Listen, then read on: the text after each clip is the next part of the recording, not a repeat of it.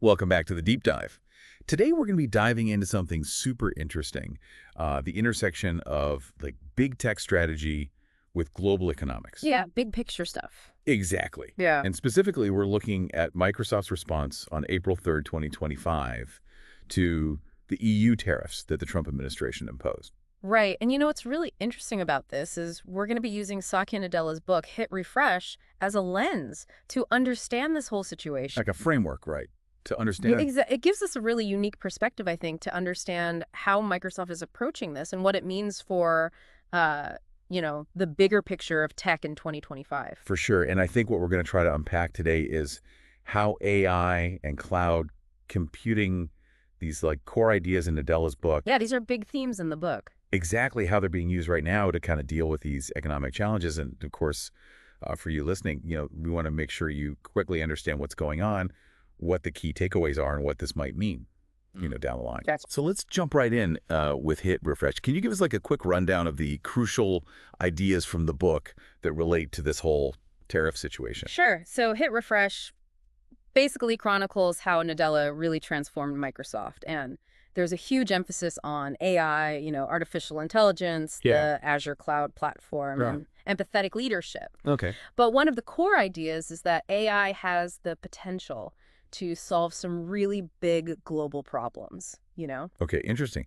So now let's connect this back to what actually happened right on April 2nd, 2025, Yeah. when these EU tariffs went into effect. Hmm. Sources suggest that these tariffs, which are at 25%, could cost Microsoft something like $3 billion every year. Wow. Yeah, it's a big number. And that's because about a quarter of Azure's revenue comes from Europe. It's a huge market for them. Exactly. So the big question is, how might Nadella's focus on AI, guide how Microsoft responds to this economic pressure? Right. Well, the reports are saying that Microsoft is going to be leveraging Azure AI to deal with these tariffs, and I think there are a couple of ways they might be doing that. One is they might be using AI to optimize their supply chains. Okay. How so? Well, they could use predictive analytics to get a better idea of demand, and then use AI-powered logistics to find cheaper ways to move things around. Okay, so getting ahead of it, basically. Yeah, and that could help absorb some of those tariff costs. Interesting. Another thing they might do is use AI to enhance their cloud services,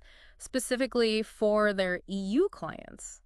So give them more for their money. Exactly, even though the cost has gone up. Makes sense. And this whole situation has caused a lot of buzz, especially on X.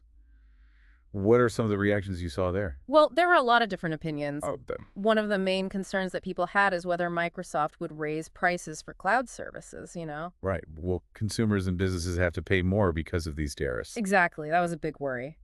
But on the other hand, some people were actually optimistic about the whole thing. Oh, really? Yeah, they thought that this might push Microsoft to invest more in local cloud infrastructure within the EU. So build more data centers in Europe. Exactly. And that could actually reduce their dependence on imports and, their exposure to those tariffs in the long run. Okay, that's an interesting perspective.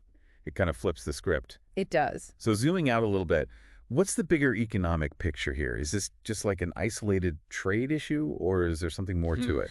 Yeah, so if you look at the broader context, there are projections saying that the global cloud computing market could face a collective tariff burden of something like $20 billion in 2025. Wow, that's a huge number. Yeah, it is. And it really emphasizes why AI-driven efficiency and innovation are becoming so crucial for companies like Microsoft. For sure, especially if they're operating internationally like Microsoft. Exactly. They have to adapt.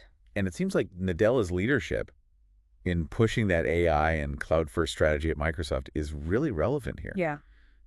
His potential reliance on Azure AI to navigate these tariffs. It's like textbook Hit Refresh. Right. He's using technology not just to make money, but to solve a really complex global challenge. I mean, that's a pretty powerful idea.